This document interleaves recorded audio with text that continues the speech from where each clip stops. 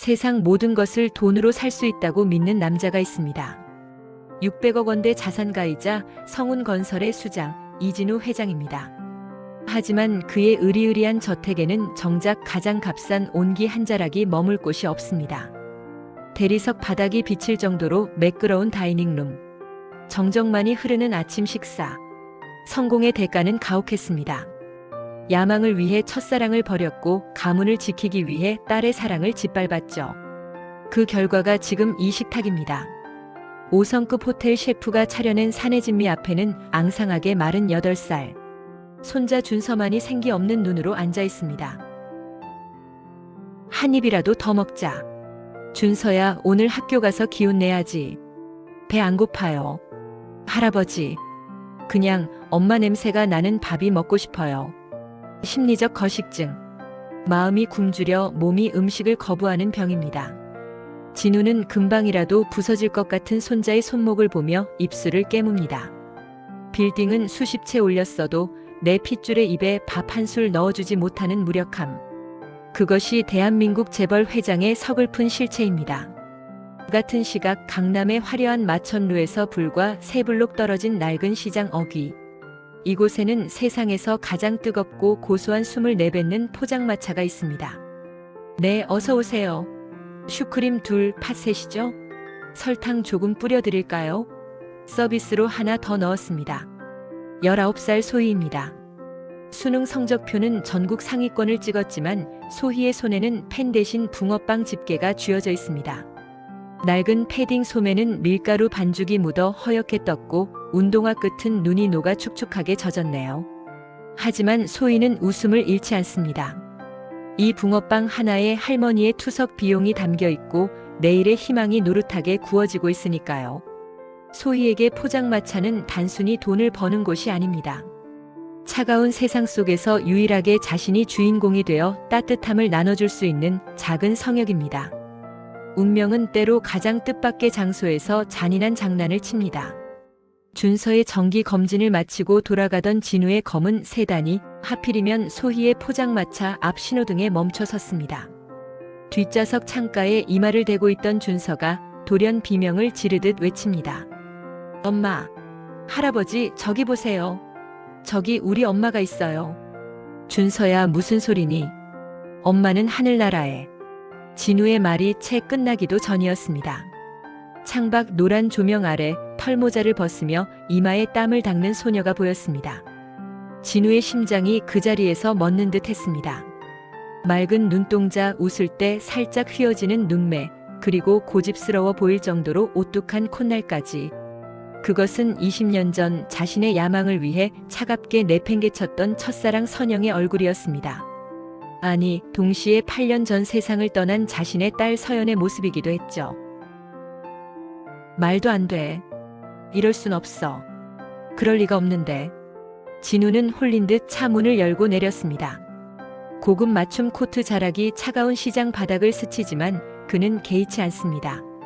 한 걸음씩 다가갈수록 코끝을 찌르는 달콤하고 고소한 팥 냄새. 그 향기 속에서 20년 전의 기억들이 파편처럼 박힙니다. 마침내 포장마차 앞. 소희가 인기척을 느끼고 고개를 듭니다. 수증기 사이로 두 사람의 시선이 허공에서 부딪힙니다. 아, 어서 오세요. 날이 많이 춥죠? 어떤 걸로 드릴까요? 팥이 방금 나와서 아주 뜨거워요. 진우는 대답할 수 없었습니다.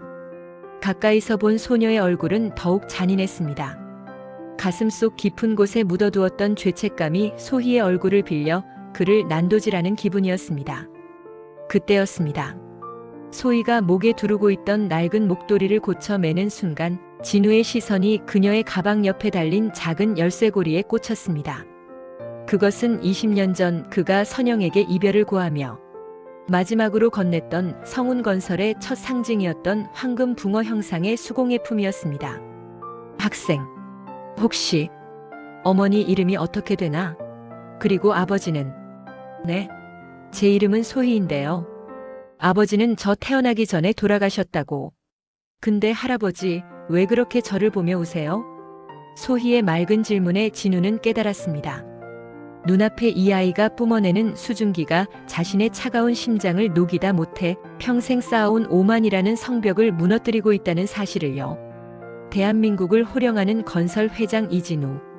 그가 수많은 관중이 지켜보는 시장 한복판에서 어린 소녀 앞에 무릎을 꿇듯 주저앉았습니다. 그의 눈동자에는 후회와 경악, 그리고 감히 바랄 수도 없었던 기적에 대한 두려움이 뒤섞여 일렁이고 있었습니다. 과연 이 소녀는 그가 잃어버린 과거일까요? 아니면 하늘이 내린 마지막 속죄의 기회일까요?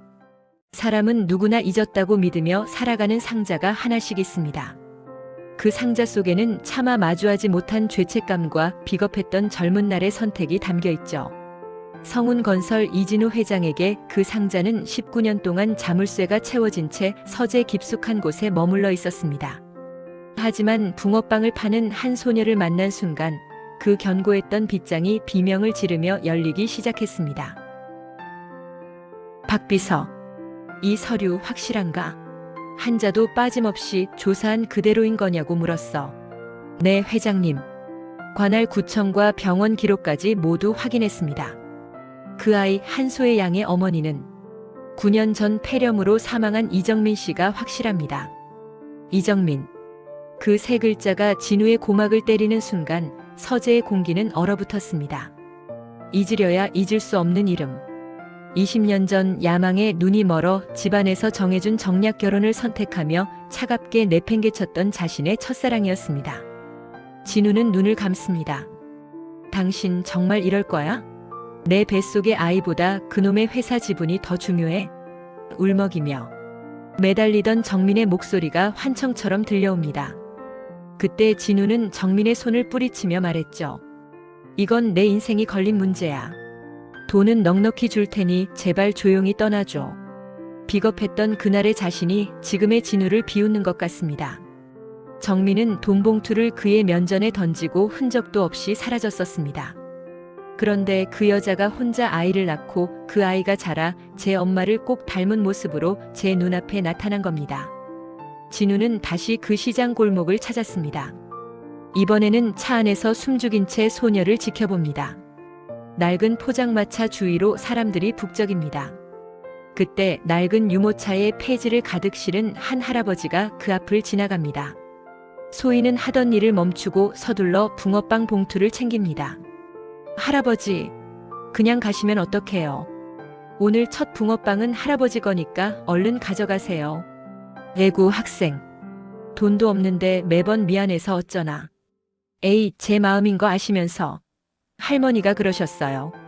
따뜻한 건 나눠 먹어야 복이 온다고요. 얼른 드시고 조심히 가세요. 저 아이는 누구를 닮아 저리도 선할까요? 자신을 닮았다면 계산적이었을 테고 제 어미를 닮았다면 독했을 텐데. 흙탕물 같은 세상 속에서 소희는 혼자서만 맑은 샘물처럼 반짝이고 있었습니다. 진우는 박 비서가 건넸던 서류의 마지막 페이지를 떠올립니다. 한소희의 출생신고서 사본. 그곳엔 충격적인 사실이 적혀 있었습니다. 부라고 적힌 칸이 차가운 백지로 남아 있었던 것이죠. 정민은 죽는 순간까지 소희에게 아비의 성조차 물려주지 않았습니다. 그것은 진우를 향한 가장 잔인하고도 슬픈 복수였습니다. 정민아, 내가 나를 이토록 증오했구나. 이름조차 허락하지 않을 만큼. 하지만 이 위태로운 평화는 그리 오래가지 못할 것 같습니다. 성운건설의 안주인 자리를 노리는 진우의 여동생 오미숙 전무가 이 심상치 않은 기운을 감지했기 때문이죠. 미숙은 오빠의 차가 매일같이 지저분한 시장 골목으로 향한다는 보고를 받고 서늘한 미소를 짓습니다. 오빠가 노망이 난 게 아니라면 그 시장 바닥에 숨겨둔 금덩이라도 있는 모양이지. 박 비서 입단속시키고 당장 그 기집애가 누군지 알아내. 내 허락 없이 성운의 핏줄이라 우기는 잡초가 있다면 뿌리째 뽑아버려야지. 욕망으로 가득 찬 미숙의 눈빛이 번뜩입니다. 진우는 이제야 겨우 찾은 딸을 지키고 싶지만 그가 평생 쌓아온 성벽 안의 사람들은 벌써 칼날을 갈기 시작했습니다. 소희는 아무것도 모른 채 오늘도 붕어빵 틀을 뒤집습니다. 노릇하게 익어가는 붕어빵처럼 소희의 운명도 거대한 불길 위에서 익어가고 있습니다. 진우는 결심합니다. 더는 숨지 않겠노라고. 하지만 그가 내민 손이 소희에게 구원이 될지 아니면 또 다른 재앙이 될지는 아무도 알 수 없습니다. 서재 책상 위에 놓인 소희의 사진. 그 옆에 놓인 출생신고서의 빈칸이 마치 진우에게 묻는 것 같습니다. 당신이 정말 이 아이의 아버지가 될 자격이 있느냐라고 말이죠. 행복은 늘 유리그릇 같아서 가장 눈부시게 빛날 때 허망하게 깨지곤 합니다. 투병 중인 할머니에게 드릴 귤 한 봉지를 사들고 내일은 오늘보다 더 나을 거라 믿으며 불을 밝히던 소녀 소희에게도 예외는 아니었습니다. 평범한 시장통의 저녁이 비명과 파괴의 현장으로 변하는 건 고작 불과 몇 분이면 충분했습니다. 도로법 위반으로 강제 철거 집행합니다. 아가씨 비켜요. 위험하니까. 야 안 비켜? 이게 어디서 눈을 부릅떠? 야 싹 다 싫어. 시커먼 그림자들이 소희의 세상을 덮쳤습니다. 소희의 전부이자 할머니의 약값이고 유일한 희망이었던 낡은 포장마차가 거친 손길에 흔들립니다. 소희는 본능적으로 붕어빵 틀을 붙잡았습니다. 뜨겁게 달궈진 무쇠틀이 손바닥을 지지는 고통보다 이것을 잃으면 끝이라는 공포가 더 컸습니다. 안 돼요. 제발이요. 이거 없으면 우리 할머니 병원비 못 내요. 제발. 제발 한 번만 봐주세요. 어제 내린 진눈깨비가 녹아 엉망이 된 시장 바닥. 소희는 차가운 흙탕물 속으로 곤두박질 쳤습니다. 노란 반죽이 소희의 얼굴과 패딩을 더럽히고 애써 구워놓은 붕어빵들이 진흙 바닥에 뒹굽니다. 소희는 기어가는 손으로 흙탕물 묻은 붕어빵을 주워 담으며 울부짖습니다. 이 처절한 광경은 오미숙 전무가 설계한 소희를 향한 잔인한 경고였습니다. 그때 멀리서 타이어 타는 냄새를 풍기며 검은 세단 한 대가 급정거했습니다. 차 문이 부서질 듯 열리고 이진우 회장이 내렸습니다. 평생 품위를 목숨처럼 여기던 남자의 눈에 흙탕물 속에 처박혀 바들바들 떨고 있는 소희가 들어온 순간 진우의 안에서 무언가 거대한 것이 끊어져 나갔습니다. 이런 개자식들이 당장 그 손 못 치워. 뭐야 영감님? 당신이 뭔데 참견이야? 우리 구청에서 나온 나 성운건설 이진우다. 내 딸을 흙탕물에 굴린 놈이 누구냐고 물었다. 오늘 여기 있는 놈들 전부 내 손으로 매장해 줄 테니까 각오해. 재벌 회장의 입에서 나온 내 딸이라는 단어에 시장통이 찬물을 끼얹은 듯 조용해졌습니다. 진우는 떨리는 손으로 소희를 일으켰습니다. 오물로 범벅이 된 소희의 얼굴. 겁에 질린 소녀의 눈동자. 진우는 자신의 명품 코트를 벗어 소희의 젖은 어깨를 감쌌습니다. 그리고 소녀의 얼굴을 가리고 있던 젖은 목도리를 천천히 벗겨냈습니다. 목도리가 벗겨지자 선명하게 드러난 소희의 얼굴. 진흙이 묻었어도 숨길 수 없는 정민의 흔적. 진우는 소희의 작은 손을 잡았습니다. 거친 노동으로 굳은 살이 박이고 방금 입은 화상으로 붉게 부어오른 그 작은 손. 진우는 그 손을 제 얼굴에 갖다 대고 무너져 내렸습니다. 수많은 구경꾼 앞에서 성운의 수장이 흙탕물 바닥에 무릎을 꿇었습니다. 미안하다. 내가 미안해. 너무 늦게 와서. 못난 아비가 너무 늦어서 미안하다. 할아버지, 왜 그러세요? 왜 울고 계세요? 소희의 맑은 눈망울에 진우의 일그러진 얼굴이 비칩니다. 진우는 차마 내가 내 아빠다라는 말을 입 밖으로 내지 못했습니다. 그 말조차 자신에게는 과분한 권리 같았으니까요. 대신 그는 소희를 품에 꼭 안았습니다. 진흙이 제 몸에 묻는 것도 모른 채 19년 동안 비어있던 가슴의 구멍을 딸의 온기로 채우려 애썼습니다. 진흙투성이가 된 재벌 회장과 포장마차 소녀. 기괴하면서도 가슴 시린 이 풍경 위로 차가운 겨울바람이 스쳐 지나갑니다.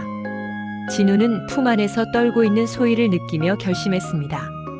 다시는 그 누구도 이 아이의 세상을 무너뜨리게 두지 않겠노라고. 그것이 제 살점 같은 동생이든 세상 그 무엇이든 말입니다. 진우는 소희를 안아 올렸습니다. 부서진 붕어빵 틀을 뒤로 한 채 그는 비로소 가장 차가운 성에서 걸어나와 사람이 사는 세상으로 첫 발을 내디뎠습니다. 어떤 진실은 칼날보다 날카롭게 심장을 파고듭니다. 이진우 회장의 손에 들린 하얀 봉투. 그 안에 종이 한 장이 19년의 세월을 단 한 줄로 정의하고 있었습니다. 친자관계 성립 확률 99.9%. 부정할 수 없는 혈육의 증명서이자 동시에 진우가 평생 짊어져야 할 참회록이기도 했죠. 진우는 곧바로 소희의 할머니를 성운 대학병원 VIP 병실로 옮겼습니다. 국내 최고의 의료진과 전담 간호사가 붙었습니다. 돈으로 할 수 있는 최고의 성의를 보인 셈입니다.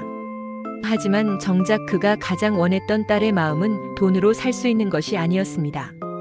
이런 방, 이런 치료 필요 없어요. 우리 할머니 그동안 낡은 병실에서도 잘 버텨오셨어요. 그러니까 당장 중단해 주세요. 소희야, 이건 내가 거절할 문제가 아니다. 할머니 건강이 최우선이야. 그리고 나는 내 아비로서 당연한 도리를 하고 싶을 뿐이다. 아비요? 이제 와서요? 엄마가 그 추운 단칸방에서 나를 낳고 당신 이름 한자 안 가르쳐주고 눈 감을 때 당신은 어디서 무얼 하고 있었는데요? 그 잘난 돈으로 다른 성벽을 쌓고 계셨잖아요. 엄마를 버린 사람의 돈 단 1원도 쓰고 싶지 않아요. 소희의 원망 섞인 말들이 진우의 가슴에 화살처럼 박힙니다. 진우는 고개를 숙인 채 아무 말도 하지 못했습니다. 그때였습니다. 산소 마스크를 쓴 채 잠들었던 할머니가 힘겹게 눈을 떴습니다. 모든 진실을 곁에서 지켜본 유일한 목격자이자 소희를 키워낸 거친 손의 주인공이 입을 열었습니다. 소희야, 그만해라. 내 어미. 정민이가 너한테는 말 안 했지만 이 사람은 죄가 없다. 할머니의 떨리는 증언이 시작되었습니다. 진우가 정민을 떠난 게 아니라 집안의 감시를 피해 정민을 찾아 헤맸던 수많은 날들. 그리고 진우의 아버지, 즉 선대 회장이 사람을 풀어 정민을 협박하고 진우를 가두었던 비극적인 뒷이야기가 터져나왔습니다. 정민은 진우의 인생을 망치지 않기 위해 스스로 숨어버렸던 것이죠. 할머니, 그게 무슨 소리야? 엄마가 일부러 도망친 거라고. 그래. 이 사람이 매일 밤 술에 취해 정민이 이름을 부르며 시장통을 헤매는 걸 내가 봤다. 하지만 내 어미는 말했지. 그 사람 곁에 가면 난 죽은 목숨이라고. 가문의 등슬에 너까지 다칠까봐 숨죽이고 산 게야. 오해의 벽이 무너지는 소리가 들렸습니다. 진우는 소희를 바라보지 못하고 어깨를 들먹이며 울음을 삼킵니다. 정민이 자신을 미워해서 떠난 줄 알았는데 실상은 자신을 지키기 위해 지옥 같은 가난을 택했다는 사실이 그를 더 아프게 했습니다. 팽팽했던 긴장을 깬 것은 작은 아이의 손이었습니다. 언제 왔는지 준서가 소희의 옷자락을 붙잡고 있었습니다. 거식증으로 생기를 잃었던 아이의 눈에 처음으로 온기가 돌고 있었습니다. 누나, 우리 집에 계속 있으면 안 돼요? 누나가 온 뒤로 할아버지가 처음으로 웃었어요. 누나도 우리 엄마처럼 예뻐요. 우리랑 같이 밥 먹어요, 네. 어른들의 복잡한 오해를 녹이는 것은 아이의 순수함이었습니다. 준서는 소희의 거친 손을 자신의 뺨에 갖다 댔습니다. 그 온기에 소희의 눈에서도 마침내 굵은 눈물방울이 떨어졌습니다. 병원 식탁 위로 소박한 식사가 차려졌습니다. 거창한 진수성찬은 아니었지만 김이 모락모락 나는 따뜻한 밥과 국이었습니다. 진우는 떨리는 손으로 소희의 밥 위에 생선살을 발라 올려주었습니다. 19년 만에 처음으로 마주 앉아 나누는 한 끼였습니다. 아빠라고 부르지 않아도 좋다. 내가 나를 용서하지 않아도 괜찮아. 그저 살아만 있어다오. 아빠 곁에서 내가 하고 싶은 꿈 다 펼치면서 그렇게만 있어주면 난 바랄 게 없다. 소희는 대답 대신 따뜻한 밥을 크게 한술 떴습니다. 붕어빵을 팔며 맡았던 그 고소한 냄새가 이제는 가족이라는 이름으로 식탁 위에 피어오르고 있었습니다. 무채색이었던 진우의 성에 드디어 빛이 들기 시작한 순간입니다. 하지만 이 평화 뒤에서 모든 것을 잃을 위기에 처한 오미숙. 전무의 눈빛은 더욱 서늘하게 번뜩이고 있었습니다. 과연 이 가족은 무사히 봄을 맞이할 수 있을까요? 겨울은 영원할 것 같아도 결국 봄에게 자리를 내어줍니다. 차가운 흙탕물 속에서 절규하던 소녀의 눈물이 어느덧 눈부신 졸업장의 꽃다발로 변했습니다. 소희는 꿈에 그리던 대학 식품영양학과에 당당히 합격했습니다. 비싼 등록금을 걱정하며 밤잠을 설치던 소녀는 이제 자신과 같은 처지의 아이들을 돕는 은혜 장학재단의 얼굴이 되었습니다. 하지만 봄을 맞이하기 위해선 묵은 가지를 쳐내야 하는 법이죠. 오빠의 핏줄을 짓밟으려 했던 오미숙 전무의 악행은 결국 꼬리가 밟혔습니다. 횡령과 강제 철거 사주 증거 앞에 그녀는 비참하게 경영권을 내려놓고 성벽 밖으로 밀려났습니다. 진우는 비로소 깨달았습니다. 회사의 매출 숫자보다 소중한 건 퇴근길 집에서 자신을 기다리는 딸의 웃음소리라는 것을요. 성운건설 사옥 앞 광장에 기이한 풍경이 펼쳐집니다. 번듯한 빌딩 숲 한복판에 낡았지만 정겨운 붕어빵 포장마차가 등장한 것이죠. 오늘은 은혜재단의 첫 번째 나눔 행사가 열리는 날입니다. 할아버지, 팥이 너무 많이 들어가서 붕어빵 옆구리가 터졌어요. 허허 준서야. 그게 바로 우리 성운건설의 넉넉한 인심이라는 거다. 자, 여기 따뜻한 붕어빵 받아가세요. 재벌 회장이 굽는 붕어빵이라니. 지나가던 직장인들도 길 가던 행인들도 믿기지 않는 듯 발걸음을 멈춥니다. 하지만 그 무엇보다 놀라운 건 진우의 표정입니다. 수억 원의 계약서를 체결할 때도 보지 못했던 진심 어린 미소가 그의 얼굴에 가득합니다. 그 옆에서 소희는 능숙한 솜씨로 봉투를 담으며 외칩니다. 따뜻할 때 드세요. 저희 아빠가 만든 거라 모양은 좀 안 예뻐도 맛은 최고예요. 아빠라는 그 짧은 한마디에 진우의 손이 잠시 멈춥니다. 19년을 돌아온 그 이름. 진우는 벅차오르는 가슴을 누르며 다시 힘차게 무쇠틀을 뒤집습니다.